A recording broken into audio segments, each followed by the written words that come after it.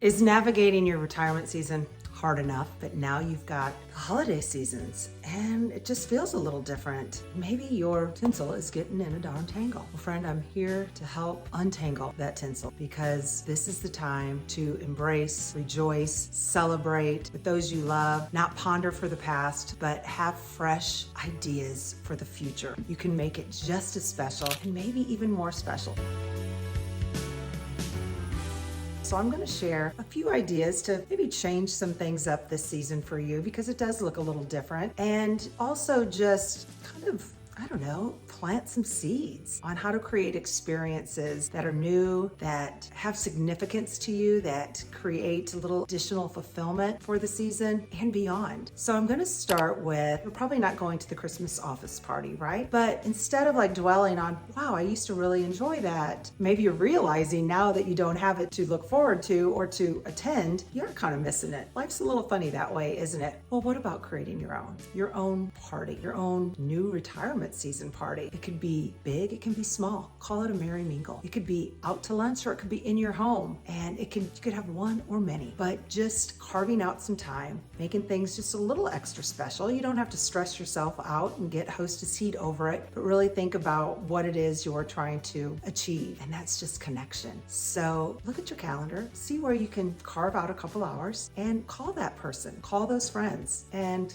get dialed up for a day and celebrate the season together. Maybe you have children that are married, that are sharing their time with their other family. And sometimes at first that can kind of sting, can kind of hurt and make you pine for yesteryears. But hold on to those memories and focus on the fact that your family is expanding. This is what we all desired for our children, to find their person, to find people that will love them. And why am I getting choked up?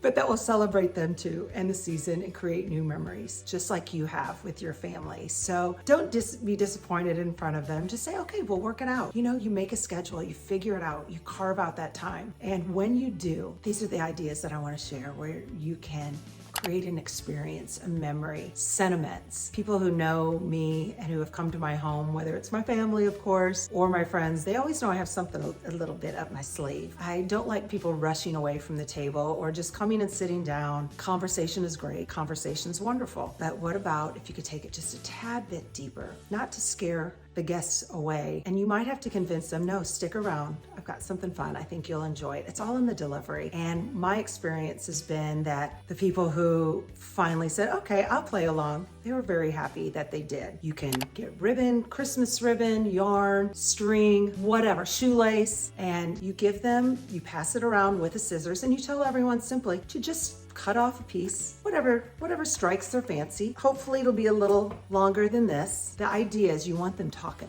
You want them talking, and it's really fun when they cut off, somebody who's going really bold, cut off a really long piece, because as the host, oh boy, they might be sorry for that, or maybe not. And then you give them the direction, and you can be as creative and come up with this on your own, but here's some ideas. You can tell them if it's the Christmas season that you're celebrating, have them talk about maybe their most favorite Christmas season to date, something that was really special during that time, special gift that they received.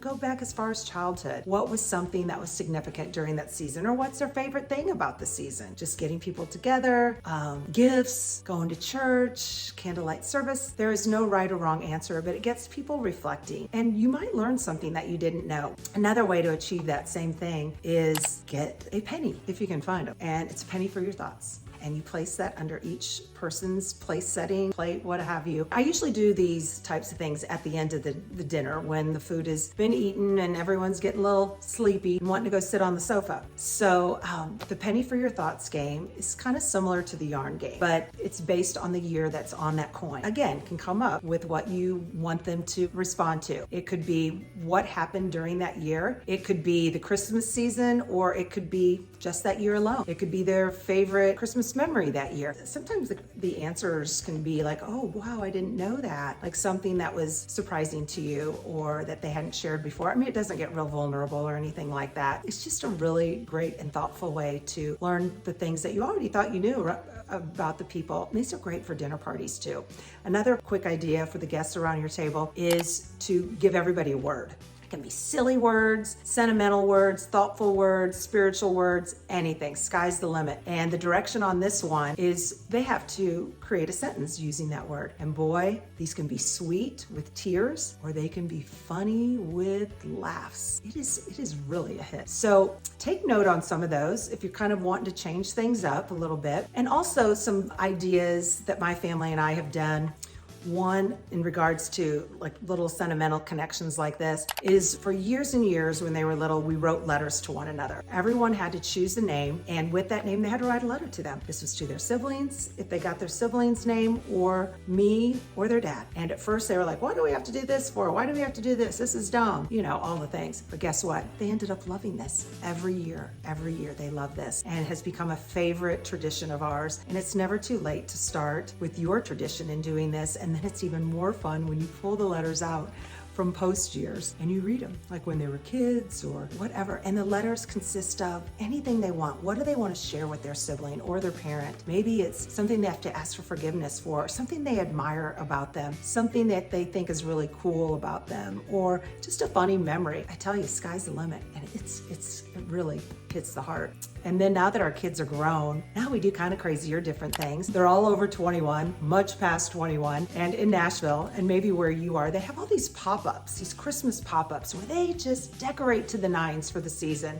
In restaurants, in bars, and it's just so festive and so fun. And we always have to wear our crazy Christmas sweaters. We wear the Christmas hats, the scarves, just the more silly, the better. And it's so fun and memorable. We also, to try to take in a Christmas concert, something like that. And those always end up being just really awesome. Last Christmas we saw for King and Country, and my kids were not quite familiar. They had heard the songs, but it was amazing. And there are concerts in your community all over, big, small, that you and your family, I bet, could really enjoy. We always love our midnight service for church, candlelight service, just enjoying the special times. We love all the folly and all of that, but remembering the reason of the season is what I always try to hit home. And there's been some Christmases where I'm like, oh, I don't know if I focused enough on, creating that sentimental, I like to walk away with hearts being touched. Just,